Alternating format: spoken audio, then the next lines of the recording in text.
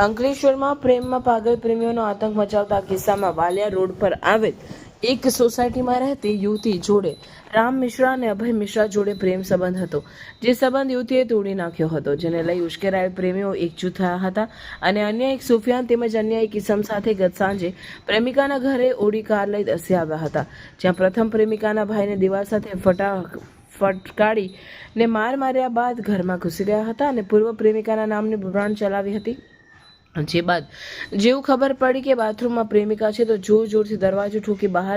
બોલાવવાની કોશિશ કરતા કપડાં બદલી રહી હોવાનો ઉત્તર મળતા જ એક ઇસમે દરવાજો તોડી પાડ્યો હતો અને બાથરૂમમાં પ્રવેશીને પ્રેમિકાને અર્ધનગ્ન અવસ્થામાં પરિવાર અને અન્ય લોકોની સામે દુશાસન બની ઘસડી લાવ્યા હતા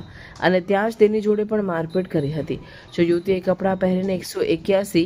અભિયમ પર કોલ કરવા છતાં જ એક ઇસમે ફોન છૂટવી લીધો હતો અને ફેંકી દીધો હતો અને અભદ્ર ગાળો આપી ફરિયાદ કરીશ તો પણ અમારું કોઈ થવાનું નથી અને ફરિયાદ કરીશ તો જાનથી મારી નાખવાની ધમકી આપી પરિવારના સભ્યોને મારી ત્યાંથી ફરાર થઈ ગયા હતા। ઘટના અંગે અંતે યુવતીના ભાઈ દ્વારા જીઆરડીસી પોલીસ મથકે ફરિયાદ નોંધાવતા જ પોલીસે ગણતરીના સમયમાં રામ મિશ્રા, અભય મિશ્રા અને સુફિયાનની ધરપકડ કરી હતી, જ્યારે તેમની સાથે રહેલા અન્ય એક ઇસમને વોન્ટેડ જાહેર કર્યો હતો અને ઓડી કાર પણ જપ્ત કરી હતી।